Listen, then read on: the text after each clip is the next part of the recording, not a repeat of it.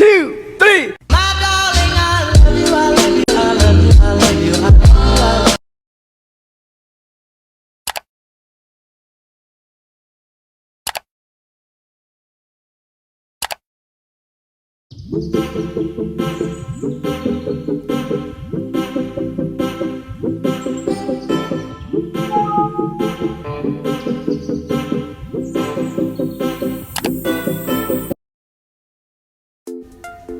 Assalamualaikum warahmatullahi wabarakatuh.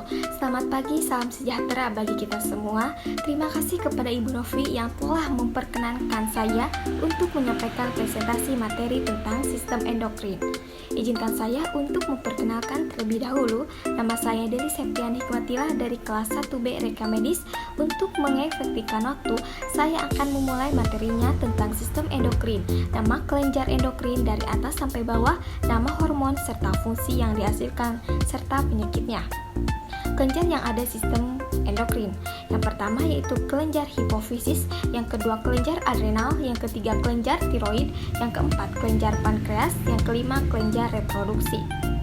Hormon yang dihasilkan dari tiap kelenjar endokrin. Yang pertama kelenjar hipofisis. Fungsinya merupakan kelenjar utama karena berfungsi sebagai hormon trof atau hormon perangsang, di mana kelenjar ini akan merembeskan sejumlah hormon yang akan merangsang pembesaran hormon lain ke dalam darah.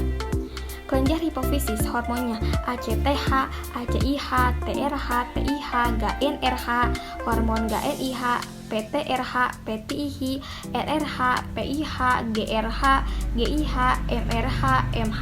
Kelenjar hipofisis penyakitnya akromegali, suatu gangguan pada orang dewasa. Saat kelenjar hipofisis menghasilkan terlalu banyak hormon pertumbuhan, akromegali biasanya disebabkan oleh tumor bukan kanker. Orang dewasa setengah buaya paling sering terkena. Gejala termasuk pembesaran wajah, tangan, dan kaki. Pengobatan yang tepat diperlakukan untuk menghindari penyakit serius. Obat dapat mengurangi efek dari hormon pertumbuhan. Jika diperlukan, operasi dan radiasi dapat digunakan untuk menghilangkan sel-sel tumor. Yang kedua yaitu penyakitnya hipoitarisme. Yang ketiga yaitu gigantisme. Yang kedua yaitu kelenjar adrenal. Fungsinya bertanggung jawab dalam memproduksi 3 jenis hormon. Kelenjar adrenal, hormon yang dihasilkannya adalah mineralokortikoid yaitu aldosteron. Efek aldosteron adalah meningkatkan jumlah natrium dan menurunkan jumlah kalium dalam cairan ekstraseluler selama proses pembentukan urin. Yang kedua yaitu glukokortikoid yaitu kortisol. Peran kortisol yaitu mengkontrol metabolisme karbohidrat, protein, dan lemak, membantu menolak efek destruktif dari stres mental dan fisik. Yang ketiga yaitu hormon seks adrenal yang identik dengan yang dihasilkan gonad. Androgen dan estrogen adrenal menimbulkan efek maskulinasi dan feminatasi. Kelenjar adrenal penyakitnya yaitu yang pertama pheochromocytoma, tumor yang mensekresikan hormon yang dapat terjadi pada kelenjar adrenal. Pheochromocytoma biasanya berkembang dalam kelenjar kecil di atas ginjal. Kondisi ini paling sering mempengaruhi orang berusia 20-50 tahun, namun dapat terjadi pada semua usia. Karena hormon disekresikannya, gejala berupa tekanan darah tinggi, berkeringat, denyut jantung cepat, dan sakit kepala. Pembedahan untuk mengangkat tumor biasanya diperlukan. Yang selanjutnya yaitu penyakitnya hiperaldotestorisme sindrom Cons. Yang ketiga adrenogenital syndrome. Yang keempat hipoadrenal penyakit Addison. Yang kelima sindrom Cushing. Yang ketiga yaitu kelenjar tiroid. Fungsinya meningkatkan transkripsi sejumlah besar gen melalui aktivasi respon inti sel, meningkatkan aktivitas metabolisme seluler melalui peningkatan jumlah dan aktivitas sel mitokondria dan peningkatan transport aktif ion-ion melalui membran sel. Berpengaruh pada pertumbuhan dan perkembangan.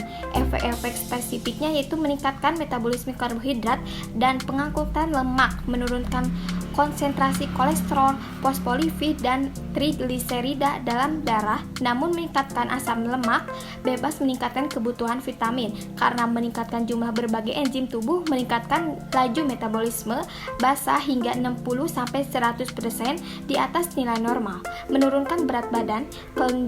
Kelenjar tiroid menghasilkan hormon tiroid yang dibedakan atas dua.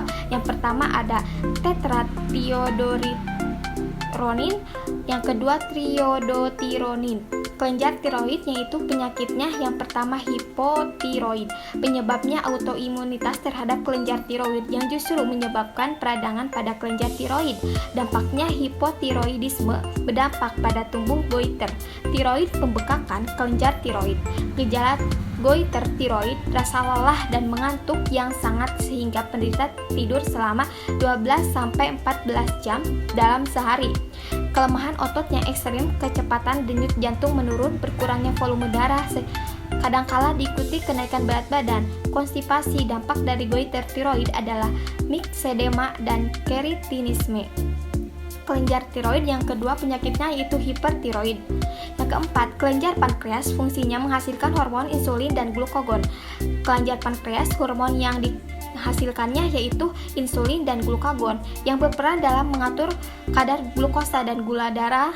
Kelenjar pankreas penyakitnya yaitu yang pertama hiperglikemia, kadar gula darah tinggi. Diabetes mellitus adalah suatu penyakit yang disebabkan gangguan hormon insulin yang dihasilkan pankreas dan melibatkan metabolisme karbohidrat, di mana seorang tidak dapat cukup memproduksi insulin atau tidak menggunakan insulin yang diproduksi dengan baik. Yang kelima yaitu kelenjar reproduksi. Kelenjar reproduksi adalah kelenjar endokrin yang menghasilkan gamet sel germinal dari suatu organisme dalam betina dan dari spesies sel-sel reproduksi yang adalah sel telur. Pada jantan, sel reproduksi adalah sperma. Gonad laki-laki, testis menghasilkan sperma dalam bentuk spermatozoa. Gonad wanita, induk telur menghasilkan sel telur. Kedua gamet ini ada sel-sel germinal haploid. Kelenjar reproduksi hormon pada wanita menghasilkan dua hormon. Yang pertama, estrogen untuk menentukan ciri pertumbuhan kelamin sekunder. Yang kedua, progesteron untuk menebalkan dan memperbaiki dinding uterus. Kelenjar reproduksi pada laki-laki menghasilkan satu hormon. Yang pertama, testosteron untuk menentukan ciri pertumbuhan sekunder. Kelenjar reproduksi penyakit pada wanita, gangguan menstruasi, amenorrhea. Ada dua jenis amenorrhea. Amenorrhea primer adalah tidak terjadinya menstruasi sampai usia 17 tahun dengan atau tanpa perkembangan seksual sekunder.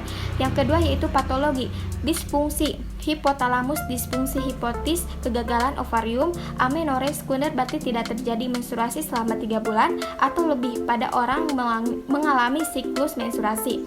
Kelenjar reproduksi penyakit pada wanita yang selanjutnya yaitu endometritis.